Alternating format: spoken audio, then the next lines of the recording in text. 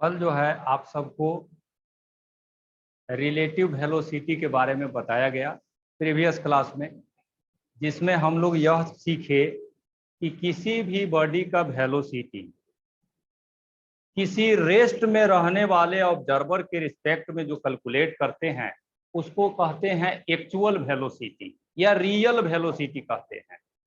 और किसी भी बॉडी का वेलोसिटी किसी मूविंग ऑब्जर्वर के रिस्पेक्ट में मेजर्ड करेंगे उसका नाम रिलेटिव वेलोसिटी रखा गया है। इससे रिलेटेड कई सारे एग्जाम्पल आपको बताए, अम्ब्रेला का भी केस बताए कि अगर बारिश में हम लोग रोड पर वॉकिंग करते हैं तो अम्ब्रेला को किस एंगल पर बेंड करके रखना पड़ता। ये सभी बातें प्रीवियस क्लास में पढ़े। अब आज क्वेश्चन कुछ बनाएंगे और उसके बाद इस टॉपिक को हम लोग आज समाप्त करेंगे। ये रिलेटिव स्पीड छोटा सा एक टॉपिक है, इसको आज फिनिश करेंगे और आज के बाद न्यूटन्स लॉ का पढ़ाई हम लोग शुरू करेंगे। क्लास 11 का बड़ा चैप्टर है, काफी महत्वपूर्ण चैप्टर है, काफी मेहनत करने वाला चैप्टर है। तो आप सब लोग भी नए ऊर्जा नए उत्साह से नया चैप्टर पढ़ने का शुरुआत कीजिए। तो अभी हम लोग रिलेटिव वेलोसिटी पर आधारित इस क्वेश्चन को सोल्व करते हैं। इस क्वेश्चन में बताया गया है एक नाव है, that is boat. A boat is moving with velocity 3i + 4j cap metre पर second with respect to ground. एक नाव का वेलोसिटी दिया है ग्राउंड के रिस्पेक्ट में। चूंकि ग्राउंड हमेशा हम लोग रेस्ट में समझते हैं, यानी रेस्ट वाले बॉडी के कंपैरिजन का यह वेलोसिटी दिया हुआ है। This is actual velocity, this is real velocity. Boat का यह रियल वेलोसिटी दिया है। नेक्स्ट, अब बोट तो हम लोग जानते हैं पानी में चलता है, तो जिस पानी में बोट है वह पानी भी मोशन में है। The water in the river moving with velocity this with respect to ground. तो पानी का भी वेलोसिटी दिया है, बोट का भी वेलोसिटी दिया है, दोनों वेलोसिटी ग्राउंड के रिस्पेक्ट में दिया है। ग्राउंड के रिस्पेक्ट में अगर वेलोसिटी मेजर आप करेंगे तो वह रियल या एक्चुअल वेलोसिटी होता है। ये दोनों एक्चुअल वेलोसिटी दिया हुआ है। हम लोग पढ़े हैं the velocity of a body with respect to ground. Ground का मतलब हो गया स्टेशनरी ऑब्जर्वर। स्टेशनरी का मीनिंग है रेस्ट।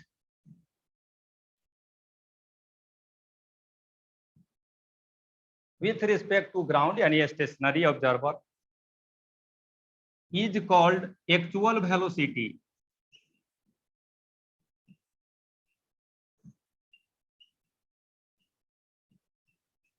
ये डिफिनीशन एक बार फिर से आज लिखे, कल भी लिखे थे, आज भी लिख दिए हैं। अब देखिए दो वेलोसिटी दिया हुआ है, यहीं पर लिखेंगे actual velocity. Actual velocity of boat, चूंकि ग्राउंड के रिस्पेक्ट में दिया है इसीलिए वह वेलोसिटी एक्चुअल वेलोसिटी होगा। ऐसे लिख दिए वी बी दिया हुआ है 3i cap + 4j cap metre पर सेकेंड। इसके बाद पानी का भी दिया है एक्चुअल वेलोसिटी ऑफ वाटर।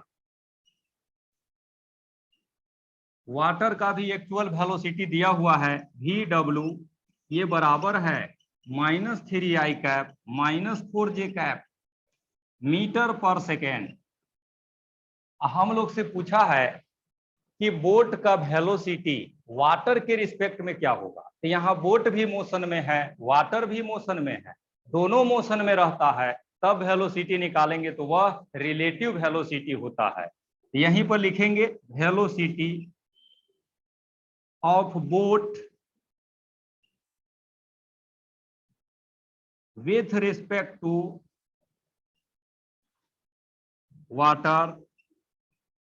अब आप ही लोग बताइए इस वेलोसिटी को किस सिंबल से लिखिएगा, VBW, और यह बराबर किसके होंगे, VB vector minus VW vector. जो पढ़े हैं, जो रूल है वह तो यही है।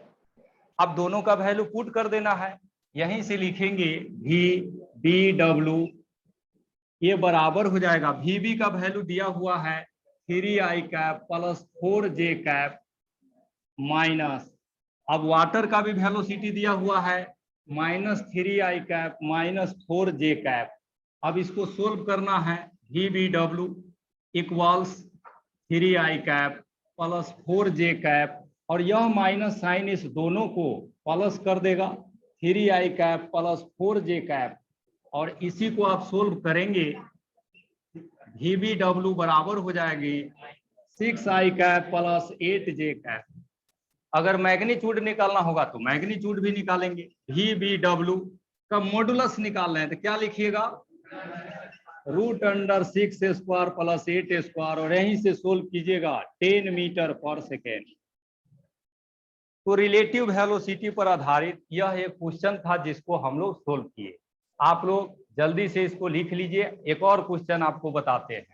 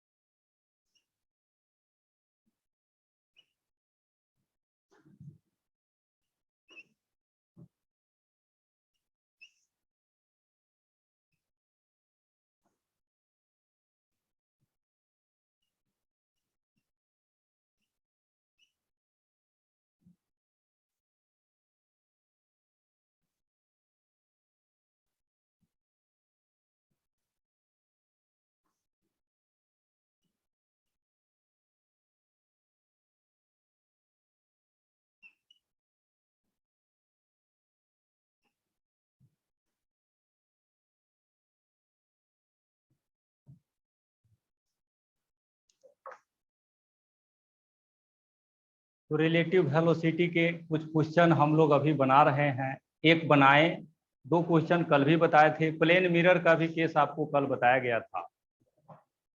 अब एक सेकेंड क्वेश्चन है,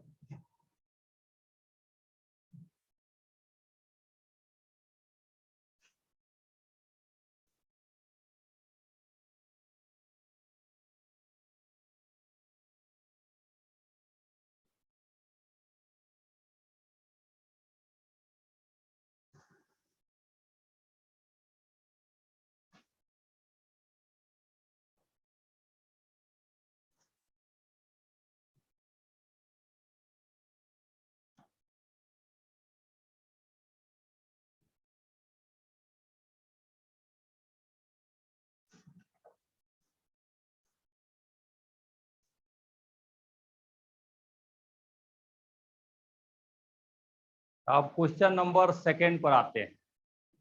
इसमें बताया है ए particle moves along straight line, एक पार्टिकल स्ट्रेट पाथ पर जा रहा है, उसका वेलोसिटी भी दिया हुआ है 3 मीटर पर सेकेंड। उस पार्टिकल को यहाँ पर हम लोग दिखा देते हैं। यह है स्टेट पाथ, इस पर एक पार्टिकल चल रहे हैं, इसका वेलोसिटी दिया है 3 मीटर पर सेकेंड। ये पार्टिकल नंबर 1 है। अब कह रहा है a another particle moves with velocity 4 metre पर सेकेंड। एक दूसरा पार्टिकल भी है, वह 4 मीटर पर सेकेंड से जा रहा है। किधर जा रहा है उसके बारे में दिया है, at an angle 30 degree to the path of first particle. First particle का जो पाथ है, इस पाथ से 30 डिग्री एंगल पर जो पाथ है उस पर सेकेंड पार्टिकल जा रहा है। तो दूसरा पाथ हम लोग इधर बना दिए, ये पाथ नंबर 2 हो गया, जिसमें यह एंगल 30 डिग्री है। तो पहले पार्टिकल के पाथ से दूसरे पार्टिकल का पाथ 30 डिग्री एंगल बनाए हुआ है। यहां है पार्टिकल नंबर 2 और यह जा रहे हैं 4 मीटर पर सेकेंड से। ये दोनों स्पीड जो आप देख रहे हैं, यह एक्चुअल वेलोसिटी दिया हुआ है। ठीक है, हम लोग को रिलेटिव निकालना है। Find velocity of 2 with respect to 1। इसमें देखिए v1 का वैल्यू आपको मालूम है 3 मीटर पर सेकेंड, v2 का वैल्यू मालूम है 4 मीटर पर सेकेंड। हमको निकालना क्या है, velocity of 2 with respect to 1। 2 का वेलोसिटी चाहिए 1 के रिस्पेक्ट में। क्या लिखेंगे सिंबल, v21। यह बराबर क्या लिखिएगा, v2 vector minus v1 vector. अब यह कैसे बनेगा, क्योंकि इसमें आई जे के है नहीं। तो इसके लिए हम लोग क्या करेंगे कि यहाँ जो 2 वेक्टर है, एक वेक्टर यह है v1, दूसरा वेक्टर यह है v2, इसको एक डायग्राम में रिप्रेजेंट कर देते हैं, जैसे जैसे दिया है वैसे ही। तो v1 वेक्टर हम लोग देख रहे हैं राइट साइड में जा रहा है, इसको ऐसे रिप्रेजेंट कर दिए, दिस इज v1 वेक्टर। अब v2 वेक्टर थोड़ा सा एंगल बना के इधर जा रहा है ऐसे, दिस इज v2 वेक्टर। और ये दोनों वेक्टर के बीच में एंगल बन गया है 30 डिग्री। अब आपको चाहिए यह v2 माइनस v1 वेक्टर, जैसा कि कल आपको बताए थे v21। ये जो लिखा हुआ है ना, इसको हम लोग ऐसे भी लिख सकते हैं, v2 vector plus minus v1 vector लिख सकते हैं हम लोग। यानी यहां से ये पता चल जाता है कि निगेटिव किसका बनाना है, v2 का बनाना है कि v1 का बनाना है। तो हम लोग यहां से देख रहे हैं निगेटिव वेक्टर किसका चाहिए, v1 का।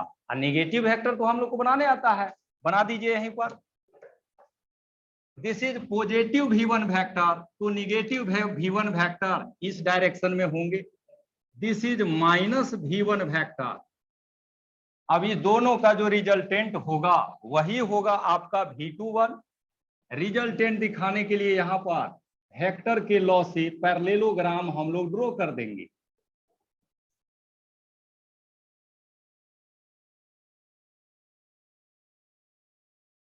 ये जो वेक्टर आप देख रहे हैं यही वेक्टर है v21, इसी का वैल्यू हम लोग को निकालना है। डायग्राम एनालिसिस आपके सामने है।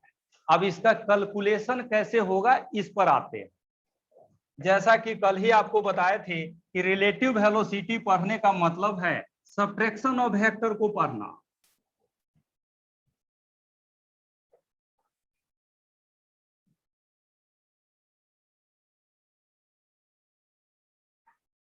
यहीं से इसका मॉडुलस निकाल देते हैं। v21 वेक्टर का मॉडुलस बराबर होगा, क्या लिखेंगे इधर, root under v2 square plus v1 square minus 2v1 v2 cos theta. अब सबका वैल्यू पुट करिए, रूट अंडर v2 का वैल्यू आपके सामने है 4 square plus 3 square minus 2 into 4 into 3 into cos 30 degree.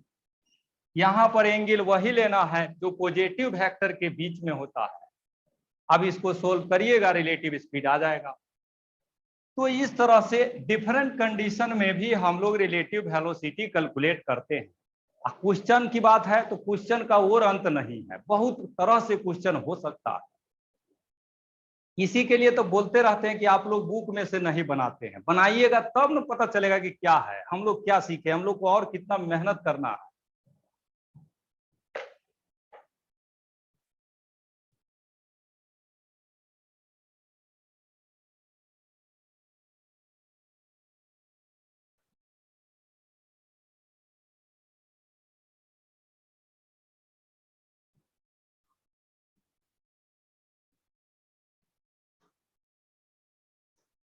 अब रिलेटिव वेलोसिटी जो टॉपिक हम लोग पढ़ रहे थे, इसका अंतिम केस हम लोग पढ़ने जा रहे हैं।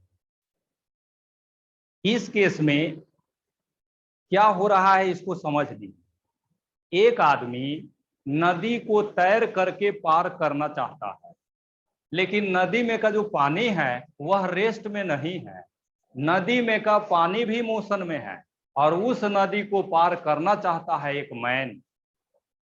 मैन जो नदी में मूव करेगा तो उस मैन का वेलोसिटी vm हमने लिया है, और नदी में जो पानी है वह फ्लो हो रहा है vw वेलोसिटी से। तो ये एक नदी का फिगर हम बनाए हैं, लेकिन आपको देखने से लग रहा होगा कि यह नदी ऐसे नहीं हो सकता है, नदी तो हॉरिजॉन्टल में होता है, ये हमारा बोर्ड वर्टिकल है इसीलिए वर्टिकल प्लेन में हमने बनाया है, लेकिन आपको समझना है कि यह हॉरिजॉन्टल में ही है। एक किनारा यह है, दूसरा किनारा यह है, बीच से पानी फ्लो हो रहा है। ठीक है, तो मैन को यहां से यहां जाना है। इस नदी का जो चौड़ाई है विड्थ यह b है, और इसमें जो पानी है वह फ्लो हो रहा है। तो नदी में का पानी जैसा फिगर बनाए हैं इसमें या तो लेफ्ट साइड में फ्लो होगा, नहीं तो राइट साइड में होगा। कोई एक डायरेक्शन हम लोग ले लेते हैं। मान लिए हैं कि नदी में पानी जो फ्लो हो रहा है वह इसी डायरेक्शन में फ्लो हो रहा है, this is velocity of water. ठीक है, अब एक आदमी को पार करना, आप ही लोग जरा सोचिए, एक आदमी यहां से तैरना शुरू कर दिया है इस डायरेक्शन में vm वेलोसिटी से, यह एकदम निशाना बनाया हुआ है कि हमको यहां पहुंचना है। पानी चल रहा है, मैन भी उस पानी में मूव कर रहा है, कैसे मूव करने गया है सो आपके सामने है। आप ही लोग जरा सोचिए, समझिए और बताइए, यह मैन यहां पर पहुंचेगा कि नहीं पहुंचेगा? कहां चला जाएगा? इसके आगे पहुंचेगा। जिस कारण से ऐसा होगा, अब इसके पीछे क्या कारण है ये आप लोग पढ़े हुए हैं, लेकिन जिस कारण से होगा उसी कारण का नाम है रिलेटिव वेलोसिटी। कभी कभी होता क्या है कि जैसे मान लीजिए आप बस से कहीं जा रहे हैं, बस चल रहा है, बस में आप केला खाए, केला तो पेट में चला गया, लेकिन केला का जो छिलका होता है उसको हम लोग खिड़की से बाहर गिरा देते हैं। आप जब गिराइएगा ना तो केला का छिलका जो है खिड़की के जस्ट नीचे नहीं गिरता है, कुछ पीछे जा करके गिरता है। ये सब रिलेटिव स्पीड के कारण होता है। तो यहां भी वही बात है। अब हम चाहते हैं कि मैन यहीं पर पहुंचे, इसके लिए मैन को क्या करना होगा? थोड़ा सा इधर बेंड करके मूव करना होगा।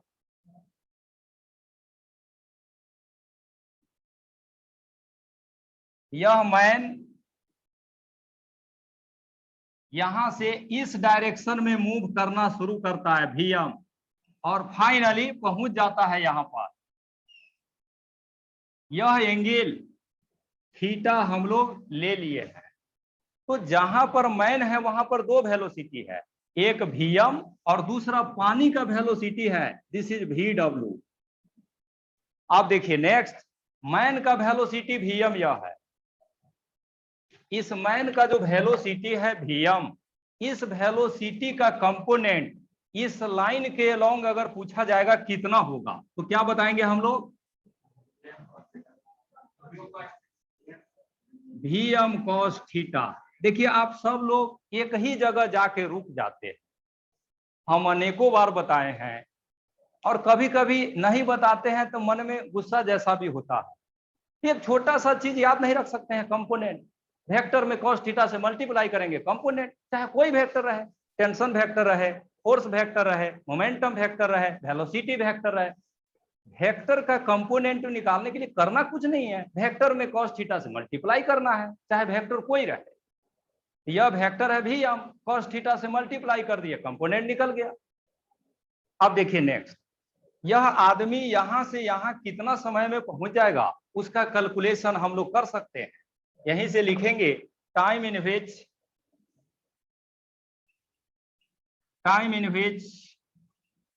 Man will cross the river.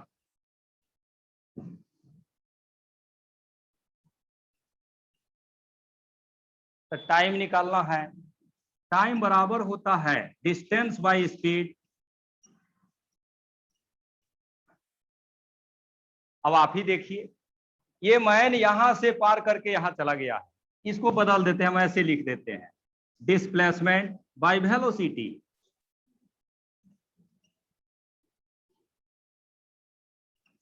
आप ही लोग फिगर देखिए और बताइए, ये मैन इस पार से उस पार गया तो डिस्प्लेसमेंट का वैल्यू कितना होगा, डी होगा।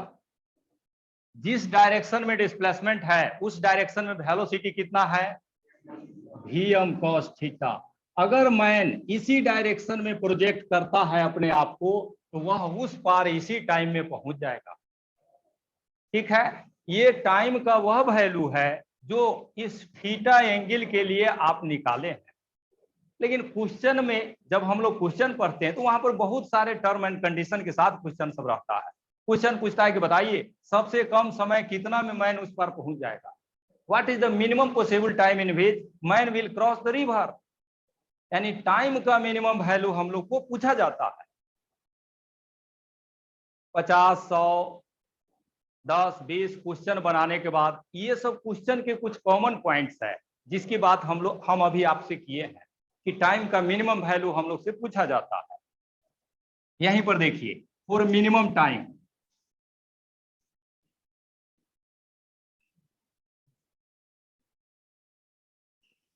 आप लोग से नहीं पूछेंगे, हम खुद बताते हैं। आप लोग से पूछते हैं तो एक ही गलती सब दिन करते हैं, ये कंपोनेंट निकालने आज तक नहीं आया, ये बहुत बड़े दुर्भाग्यपूर्ण है। कई लोग को आता है तो बोलते नहीं है। खैर देखिए, यहाँ पर हम मिनिमम टाइम का चर्चा कर रहे हैं। अब मिनिमम टाइम कैसे निकलेगा, इसके लिए हमारे पास इक्वेशन है। इक्वेशन के आधार पर हम लोग बातें करते हैं। हम आपको पहले भी बताए थे, आज भी बता रहे हैं सेम बातें। फिजिक्स के किसी भी इक्वेशन में साइन और कॉस थीटा जब आ जाता है तो उसका maximum minimum value sine cos के मैक्सिमम मिनिमम से होता है। अभी थोड़ा दिन पहले रेंज आप पढ़ रहे थे, रेंज का भी मैक्सिमम वैल्यू हम लोग पढ़े तो वहां आप देख रहे थे साइन 2 थीटा का वैल्यू मैक्सिमम ले रहे थे। हाइट का मैक्सिमम निकाले वहां भी वैसा ही कर रहे थे।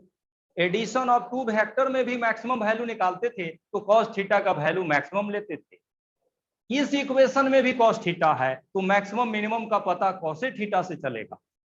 अब यहां पर एक और बातें हैं कि कॉस थीटा नीचे में है, ऊपर में नहीं है। ऊपर में रहता तो कहते टाइम मिनिमम होने के लिए कॉस थीटा मिनिमम होना चाहिए, लेकिन कॉस थीटा नीचे में डिनोमिनेटर में है।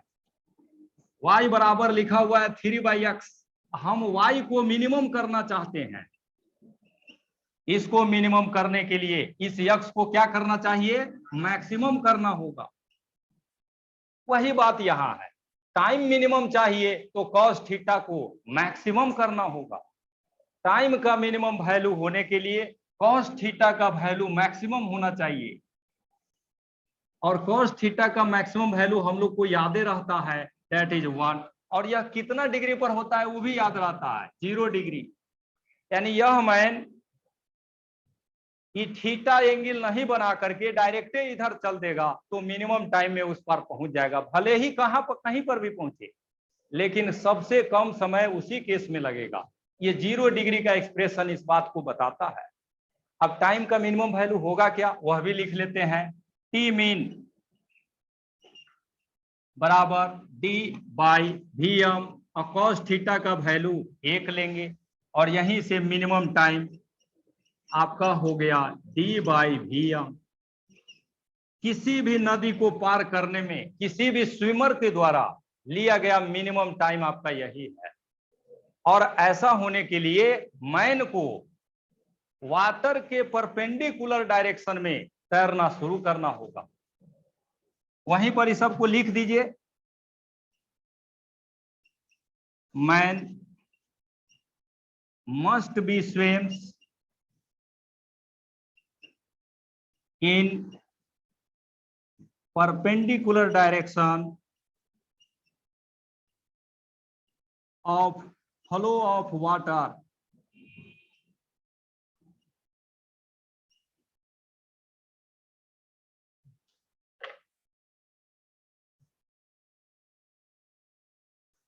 तो मिनिमम टाइम में पहुंचने के लिए मैन को नदी के पानी जिस डायरेक्शन में है उसके 90 डिग्री पर प्रोजेक्ट करना होगा अपने आप को, तो मिनिमम टाइम में पहुंच जाएगा। 90 डिग्री VW से होना चाहिए। 0 डिग्री आप निकाले हैं इस वर्टिकल लाइन के साथ,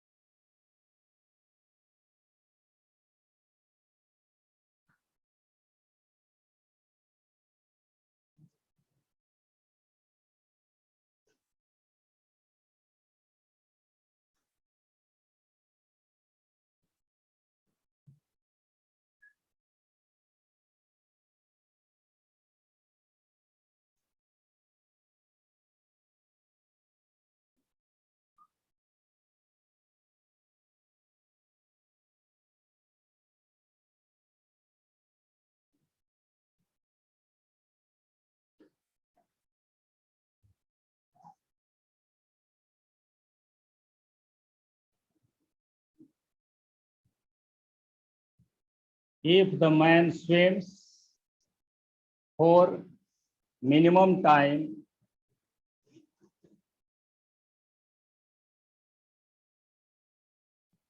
then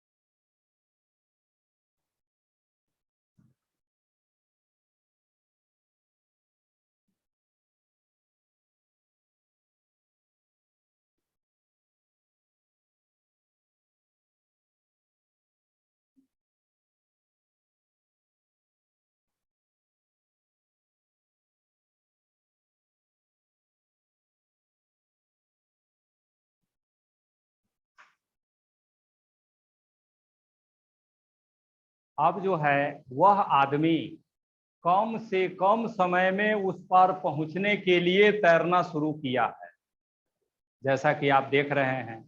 अब हम लोग जानना चाहते हैं कि मैन उस पार कहां पर पहुंचेगा। एक बात तो क्लियर है, जस्ट अपोजिट इस पार नहीं पहुंच पाएगा। टाइम मिनिमम होने के लिए इसने इस डायरेक्शन में चल दिया, वो ठीक है, लेकिन यह मैन जस्ट अपोजिट कॉर्नर पर नहीं पहुंच पाएगा, कुछ आगे जाके पहुंचेगा। यानी कुल मिला के आप देखिएगा तो इसका पाथ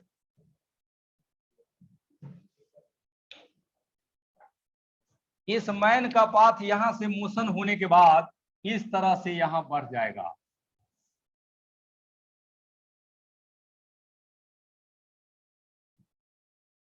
और यह मैन पानी जिस डायरेक्शन में फ्लो हो रहा है उस डायरेक्शन में कुछ डिस्टेंस ट्रेवल कर लेगा। हर जगह हर पॉइंट पर इस मैन में दो वेलोसिटी रहेगा। एक वेलोसिटी पानी का VW और एक उसका अपना वेलोसिटी या VM। दो वेलोसिटी आपके सामने है और दोनों का रिजल्टेंट पीछे में होगा, तो यह मैन इस पाथ पर चल ही नहीं पाएगा, यह इस पाथ पर मूव करते हुए यहां पहुंच जाएगा। कितना टाइम में उस पर पहुंचेगा वो तो हम लोग को पहले ही से पता है। टाइम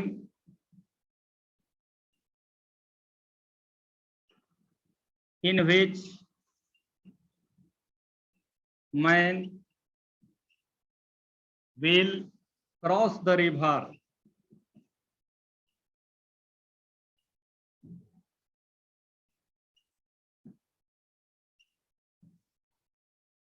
टाइम का वैल्यू तो मिनिमम होगा, ये हम लोग को पता है, जो बराबर है d/vm। अब हम लोग को वह डिस्टेंस निकालना है यस, यहीं पर लिखेंगे मोशन अलोंग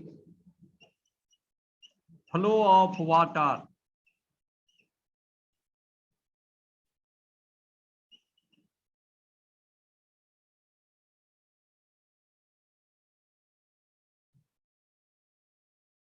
पानी जिस डायरेक्शन में फ्लो कर रहा है उधर के तरफ मोशन हम लोग लेते हैं। अब पानी जिस डायरेक्शन में जा रहा है उसी डायरेक्शन का मोशन हम लोग ले लेते हैं। तो पानी तो आप देख लीजिए इसमें राइट साइड में जा रहा है, वाटर फ्लो राइट साइड में है, तो वेलोसिटी भी राइट साइड का लेंगे, डिस्टेंस भी राइट साइड का लेंगे, और टाइम राइट लेफ्ट नहीं होता है, टाइम सब में वही होगा। डिस्प्लेसमेंट और वेलोसिटी वेक्टर होता है, इसीलिए अलग अलग डायरेक्शन में आप ले सकते हैं, टाइम वेक्टर नहीं है। तो motion along flow of water में हम लोग लिखेंगे यहाँ वेलोसिटी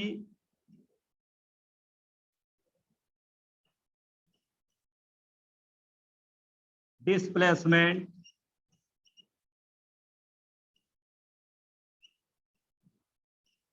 और टाइम। आप ही लोग देखिए फिगर और बताइए, यह आदमी जब यहां से यहां गया तो पानी के डायरेक्शन में वेलोसिटी कौन है, VW, एकदम दिखाई दे रहा है VW। डिस्प्लेसमेंट कितना ट्रेवल किया है, यस, पानी के डायरेक्शन में तो यही ट्रेवल हुआ है, that is yes.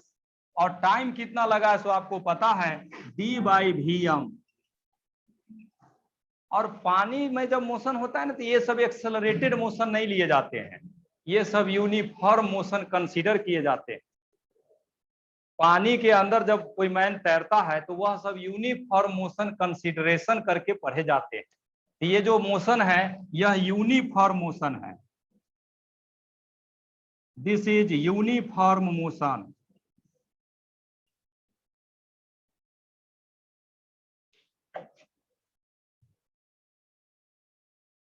Uniform motion में हम सबको पता है एक्सेलरेशन नहीं लिया जाता है,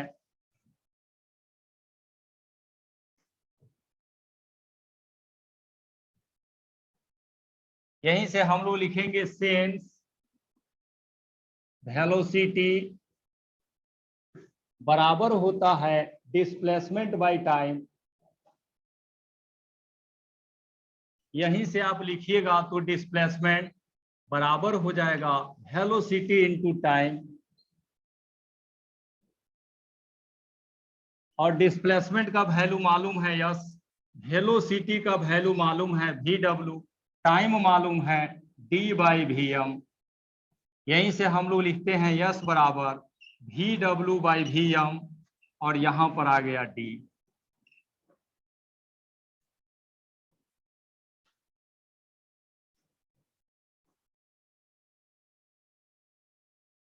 यह वह डिस्टेंस है, जितना डिस्टेंस जहां निशाना बनाया था, टारगेट बनाया था पहुंचना है, वहां से कितना डिस्टेंस आगे पहुंचेगा वह वैल्यू आपके सामने है। लेकिन ये तब का केस है जब पानी के वेलोसिटी के परपेंडिकुलर डायरेक्शन में मोशन होगा, टाइम का वैल्यू मिनिमम होगा, तब का यह केस है। ये थे स्विमिंग वाला केस जो रिलेटिव स्पीड पर आधारित थे, इसको आपको हमने बता दिया। इसी के साथ रिलेटिव वेलोसिटी समाप्त हो गया।